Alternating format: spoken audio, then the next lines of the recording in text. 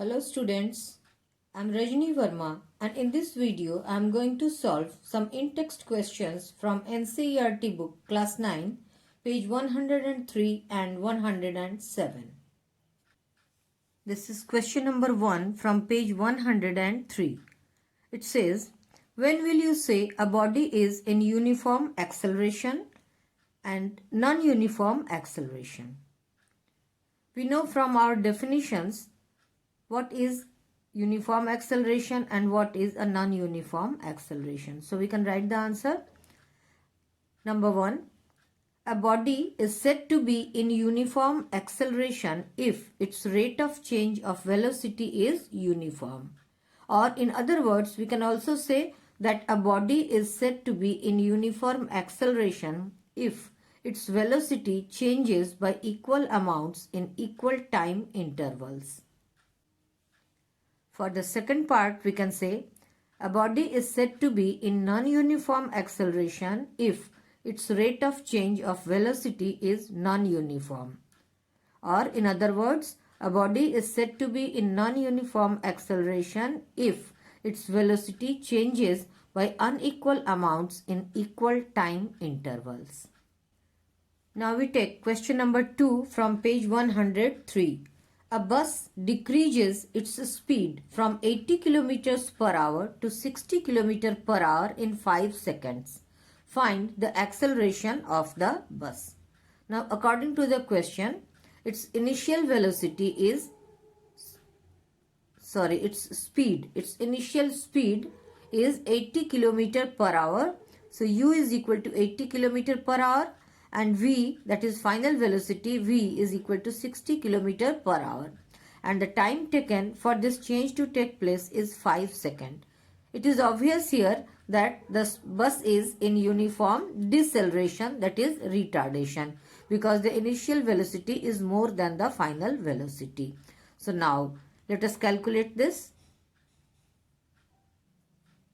So we have u is equal to 80 km per hour and this is equal to 80 multiplied by 5 upon 18, that is 22.22 meter per second.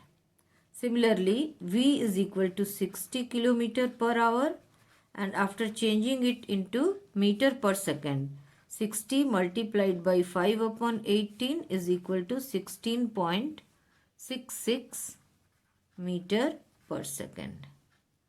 Now I hope you remember how we change it into meter per second, because we know that 1 kilometer is equal to 1000 meter and 1 hour is equal to 3600 seconds. So if we simplify, it comes to be 5 upon 18. So in order to change kilometer per hour into meter per second, we multiply it by 5 upon 18. So this is 22.22 meter per second and velocity, final velocity is 16.66 meter per second. Time is given to be 5 seconds. So we calculate acceleration using the formula A is equal to V minus U upon T.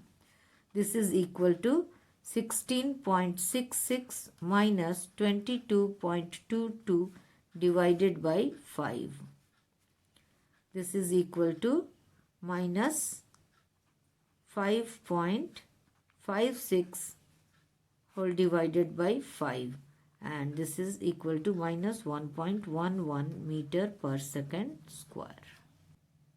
There is another way to simplify it in an easier way. We can write it as, say, you must be remembering, we have, say, AB minus BC. We can write it as A minus C multiplied by B, taking B as common. Therefore, here also we can write V minus U as 60 minus 80 multiplied by 5 upon 18. The difference as a whole is multiplied by 5 upon 18 to change it into meter per second. Therefore, acceleration A is equal to V minus U upon T. This will be V minus U, that is 60 minus 80 multiplied by 5 upon 18, and this time T has to come into denominator, so we can write it here as 5. This multiplied by 18, so that this is, after simplification, 20 minus 20 into 5 whole divided by 5 into 18. So that 5 and 5 cancel away, and we have minus 20 upon 18, that is minus 10 upon 9, and again this comes to be minus 1.11 meter per second square. So this is the acceleration. In both cases, you are going to get the same answer, but simplification is a little easier in this method. So it is your choice. We have the acceleration as minus 1.11 meter per second square. Here we have question number 3, page 103. A train starting from a railway station and moving with uniform acceleration attains a speed 40 km per hour in 10 minutes. Find its acceleration. The word attains here means acquires or reaches a speed of 40 km per hour. So that we have U is equal to 0. Since the train starts from a railway station, its initial velocity is 0, attains a speed or gets a speed 40 kilometers per hour. So V is equal to, final velocity V is equal to 40 kilometers per hour. Time is given to be 10 minutes here. Here we can either change the velocity into meter per second, time t also in seconds, and then calculate the acceleration in meter per second, or we can simply change 10 minutes into hours and then calculate. So we find it easier here. So let us calculate. We have the initial velocity U is equal to 0. Final velocity V is 40 km per hour.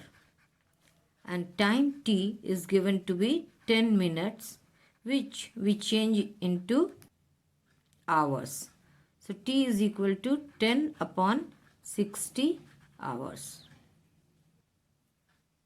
Now we use the formula for acceleration.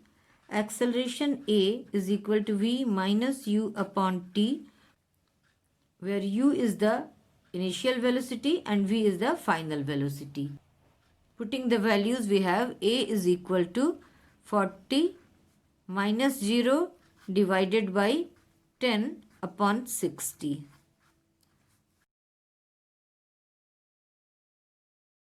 And then this 60 goes into numerator. This is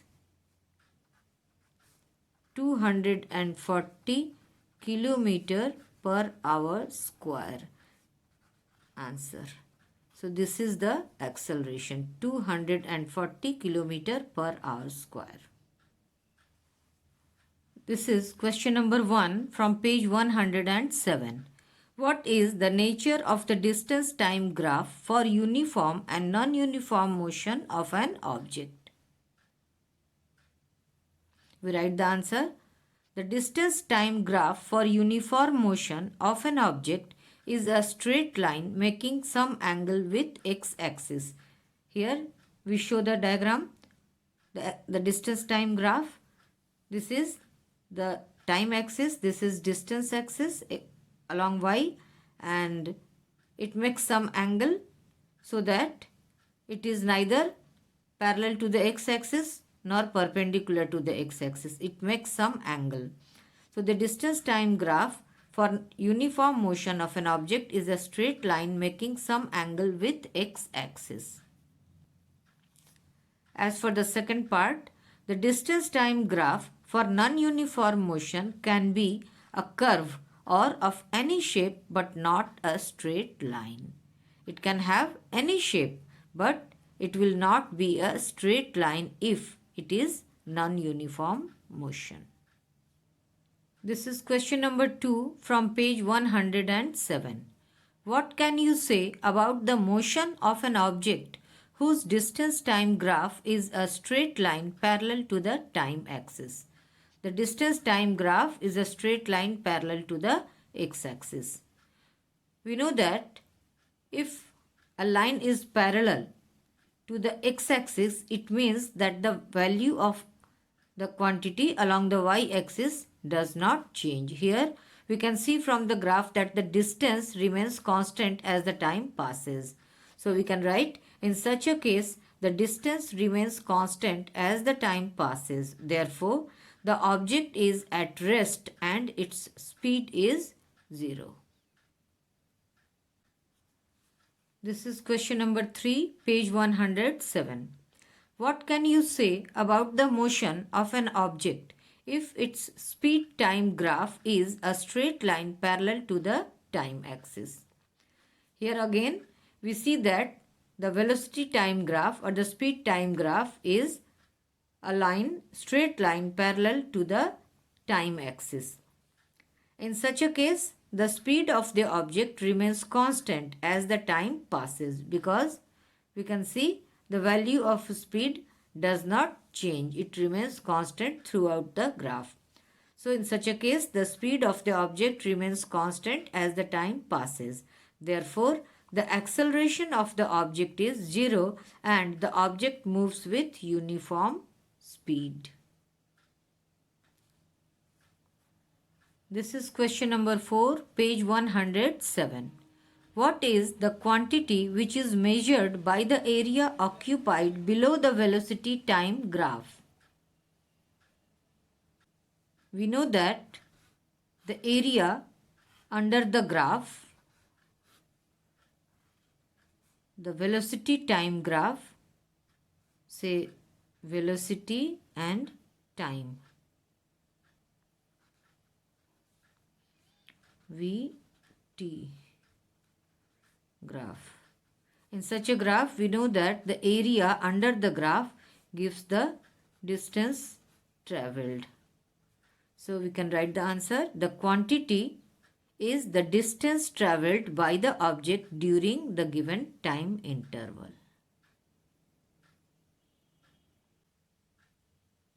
Well students, that's the end of this video, and in my next video I will solve the questions from page 109 and 110. Please like, share and subscribe my channel. And thanks for watching.